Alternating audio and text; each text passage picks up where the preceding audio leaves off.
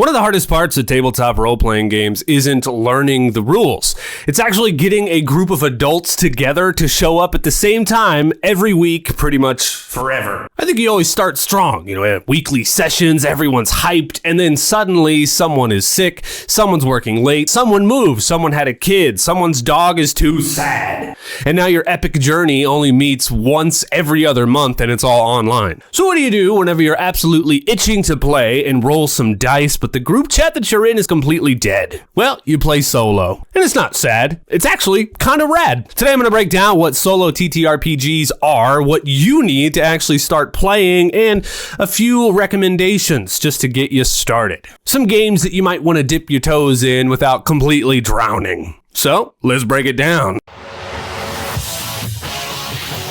Well, hi, hello everybody, my name is Turk. Welcome back to the Grouch Couch. Around here we do all different kinds of weird TTRPG things, but yes, today I'm going to teach you a little bit about what solo TTRPGs even are. Yes, so what is a solo tabletop role-playing game? If you have ever read a choose-your-own-adventure book, congratulations, you've already done this. Solo tabletop role-playing games are games that you play by yourself. It's kind of in the title here. There's no GM, there's no party, there's no scheduling nightmares. They can be crunchy, they can be loose, they can be all to focus on one little piece of story or one thing. You play when you want and you play how you want. But what I will say is they're a little bit more usually introspective than most group games. Like instead of what does the party do, it's more about what does this character do next? And honestly, sometimes it hits a little bit different to zoom in on something and pay attention to that one thing. But that brings me to my next point.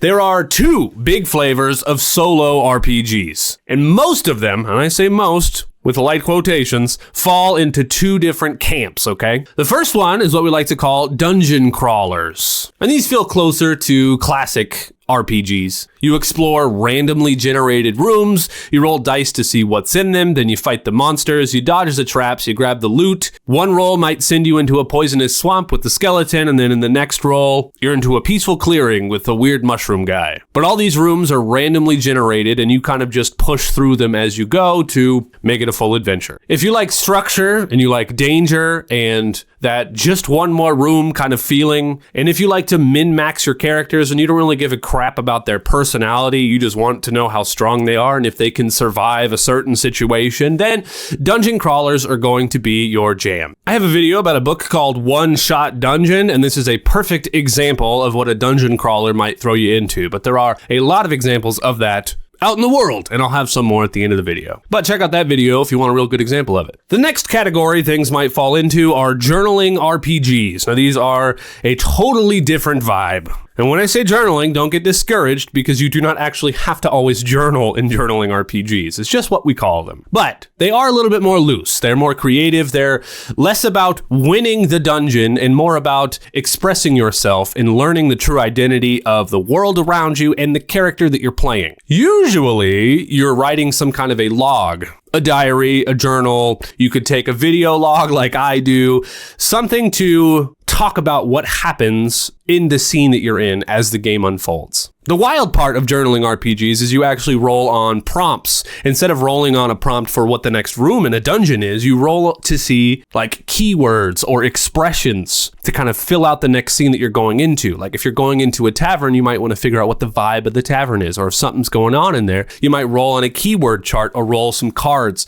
pull some cards or something like that to figure out the vibe of the tavern before you then journal out the tavern to figure out what's going on in that scene and how you might interact with it and how you might solve an issue that that tavern might have. But the wild part about it is that anything can be a prompt in journaling RPGs. Like I said, a card draw, a word, a dice roll, a question. There are so many utilities you can use out there in the world to be able to do a journaling RPG. One of my favorites is this right here. It's called the Downcrawl deck. There should be a review of it on the channel eventually. Check that out. But because there are so few rules in journaling games, they can literally be about anything, all right? A knight on a doomed quest, and you're trying to figure out what this quest is and how to save the world. It could be a space explorer cataloging alien worlds. It could be a raccoon trying to survive capitalism, okay? Solo journaling games can be about anything that you feel like you want to explore, any kind of story that you have in your head that you might want to figure out. Now, when I say this, you can combine dungeon crawlers $10 in journaling games together. In my games on the channel, I usually always do journaling, and then once my characters need to go on a big grand quest or go down into a dungeon, I start using dungeon crawl mechanics to then get through it. So I'm using this story-driven character that I've built, and now I'm going into dungeon stuff. It's a little bit more for experienced players to mix and match different rule sets. So if you're just getting started, I suggest to pick one and then try out the other and see which one you like the best. Because yeah, even journaling games can have combat and danger and dungeon delving if your prompts push you there, right? My suggestion is to try out different kinds of games and pick and pull from different systems, things that you really enjoy. Because I have started to do that without even realizing that I just kind of operate and do the things that I love the most in solo roleplay. If you watch any of my videos, you'll see that I'll just do things that I've learned from other systems, but I'm playing by myself, so I can do whatever the heck I want to do. That's the name of the game. Now we're going to talk about what you need to start solo role-playing, all right? The good news here is that you do not need some $300 setup. There is not some huge buy-in where you've got to buy the monster manual, the player's handbook, the dungeon master's guide. You don't need all of that stuff, okay? And also, you don't need to buy 15 dice sets for all your friends to make sure that they show up, okay? Most solo role-playing games use stuff that you already have, especially if you've been in this hobby for a little while. You've already got this stuff sitting around, okay? If you're brand new to this hobby and you're actually getting into solo role-playing, to get a good start, first of all, welcome to the world. Second of all these things are pretty cheap and you'll be able to get in real easy. There isn't a high shelf, all right? The first thing you're gonna need, and this is a given, is you're gonna need dice, okay? Some solo role-playing games only require that you have a D6. Some actually require that you have 3 D6, so you're going to need more than 1 D6. Most people just have super D6s laying around. In that old Yahtzee box you got somewhere, I mean, then this is a D6. It's got 6 sides on it, that's what we call it, okay? It's a D6, and that kind of translates to every other dice that we have. We have a D20, a D8, a D10, etc., right? D6, but there are other systems that are going to require that you have a full set, all right? And most dice sets come with 6 or 7, including one size of each different shape. Some of them real fancy, some of them pretty basic. And the best part about this is you can actually pick up a dice set for about $6 to $10, depending on whenever you're watching this video. I will have, of course, links down in the description to get you everywhere you need to go. And some of those links will be links you could use to actually help support the show. So by doing those, thank you so much. I really appreciate that. Secondly, most solo role-playing games require you to have a deck of cards. And this is another one that you probably just have sitting around your house in a drawer somewhere from last night's game night, okay? If you want to get a real nice fancy set of cards, you absolutely can. I have about 20 of them. I used to collect playing cards. These are ones I've just been using recently because I've been doing a pirate thing, a little campaign about some pirates and stuff. You can get a themed deck of cards if you want to fit, of course, with your dice. You can get themed dice as well to kind of fit whatever you're playing, a little bit more inspiration. There are also really cool solo dedicated decks of cards. Hopefully a publisher might be sending me some really cool ones, and I'll have a review of that on the channel very soon as well, okay? But just basic set of cards, very good. The third thing you're gonna need to solo roleplay, of course, is a journal. This may sound crazy, and it doesn't have to be a journal, but the journal is the real MVP here. Solo RPGs usually are the best excuse to buy more notebooks. Grid paper for maps. You can get dot paper if you're feeling fancy, ring bound if you like flipping around, okay? If you don't want to be fancy, you can get a regular old journal. Your journal can match the game that you're playing. So if you're playing a fantasy game or something to do with The Last of Us, you can get a Firefly journal. You could also just get a random set of paper, that I use this a lot as well also. If you want to get real fancy, you can actually get a ring binder and a hole punch, and you can buy your grid maps and you can get your dot maps and your journal paper and put it all in the same binder for a campaign. You can have yourself a nice little campaign notebook, okay? If you're playing dungeon crawlers, you're gonna need grid paper. If you're playing a journaling game, you're going to need a journal, especially if you want to journal your scenes out. That's what you're gonna need. Some people actually like to draw little pictures on each page. I'm not an artist, okay? I'm a talker. That's what I do. So I don't have a lot of pictures in here, but there are a lot of other cool solo role players. You can see the draw pictures and I envy them. They're wonderful. So you can go full aesthetic, leather cover, fountain pen, old timey explorer vibes if you want to. All right. You absolutely can. This is your experience, so you can level it up or make it as cheap as you absolutely want to. These are the 3 basic things you're going to need. All right. There are some solo role-playing games out there that use other things. There's one on the channel called The Wretched that actually uses Jenga. Absolutely insane. Check out that video if you want to see me play Jenga by myself, okay? Next thing, we're moving on. What games should you actually play, okay? Important thing first. With the right tools, you can play almost any RPG. Anyone that you want. You want to play Dungeons & Dragons solo? You absolutely can. You want to play Pathfinder or Dragonbane or anything, with the right oracle and tools, you can play any RPG that you want to. Playing pre-written campaign modules is a little bit more difficult. I actually have a video on the channel covering that. It's definitely for a more experienced player, but playing in a theme and playing in a world with a certain system, like if you like D&D 5e, you could still do it. There is a book out there. If you're a solo role player, you already know about this, okay? But if you're not, it's called Game Master Emulator. I've used it all over this channel. I did a whole Walking Dead series with it. I've got tutorials. I've covered their zines and their magazines that are full of tips. The Game Master Emulator is basically the skeleton key to solo play. It's a fat book. It's actually got a lot of rules in it, but I actually have a video on the channel covering the basic rules that you need from the Game Master Emulator. Just the baseline of what you need. There is a video of that. You can check that out as well. Using the Game Master Emulator, and there are other oracles out there as well, but that one's just my favorite. You can pretty much solo any game that you absolutely want to. And the Game Master Emulator is more a little bit on the journaling side because it is full of oracle words that you roll on to move through certain things. It doesn't really have room generation like the one-page dungeon does.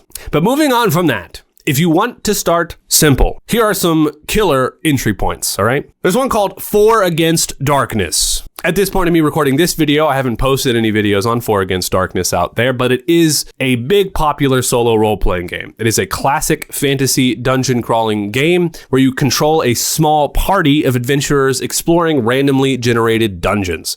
You fight monsters, you find treasure, and you try not to die. Which category do you think this one falls into? That's right, it's a dungeon crawling solo RPG game.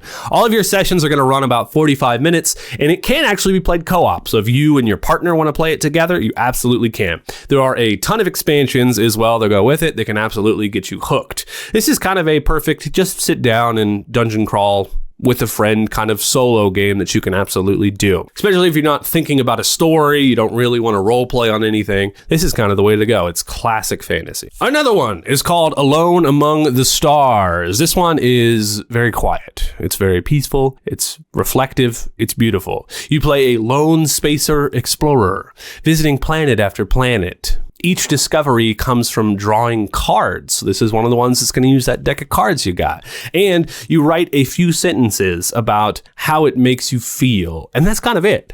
There's no pressure. There's no wrong answers. Short series and short entries are completely valid. And long entries are also really valid. This is kind of about exploring your mindscape and just kind of writing down the way that you feel, figuring out yourself. This is the cliche journaling solo RPG, all right? Alone Among the Stars is pay what you want. So it could absolutely be free if you want it to be. This is a free solo game. Next, let's talk about the most popular free solo RPG, and that is Ironsworn.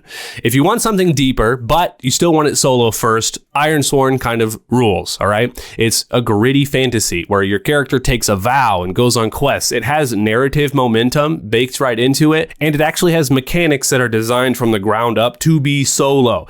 If you know what Powered by the Apocalypse is, it's kind of like that, all right? But Ironsworn can also be co-op, or you can actually bring in a dungeon master for it to be guided play, which is kind of fun.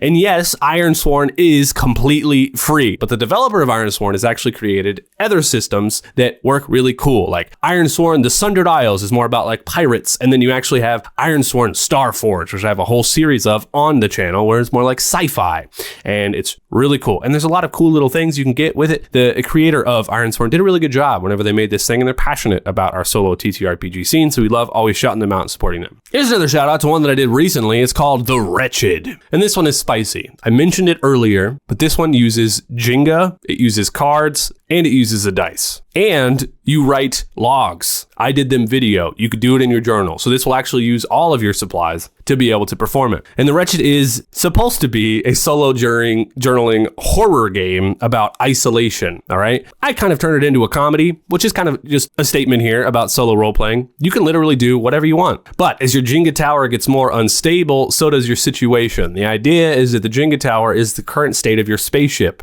And when it falls, game over, all right? It's kind of tense and atmospheric, and it really is brilliant in a lot of different ways. I mean, the Jenga tower just sends it over the edge, truthfully. You can check out my whole actual play of that on the channel if you want to. Here's the final bit that I want to talk about, all right? Solo RPGs are not a replacement for group games. They're a totally different lane. I put this here at the end of the video saying that because not a lot of people realize this, but they are perfect for when you don't have a group. If you have no friends and no one to play with, they're perfect for you to still get into our hobby. They're perfect to practice storytelling. They're perfect to unwind with a notebook and a little bit of imagination. They're perfect to learn a little bit about yourself. You also do not need permission to play a solo RPG. You also don't need a schedule. You don't need to talk to anyone else. You just need a little bit of structure and the willingness to see what happens next. The number one rule, though, when it comes to solo role-playing is that this is not a creative writing exercise. We are playing a game. Some kind of mechanics and dice rolls or card pulls need to be involved in your gameplay. If you want to write a book, go and write a book. This is solo role-playing. There must be game mechanics. Because what is a role-playing game without a game? I have 10 essential tips to maximize your perfect role-playing game setup and how to get started here on the channel. You can check that out as well.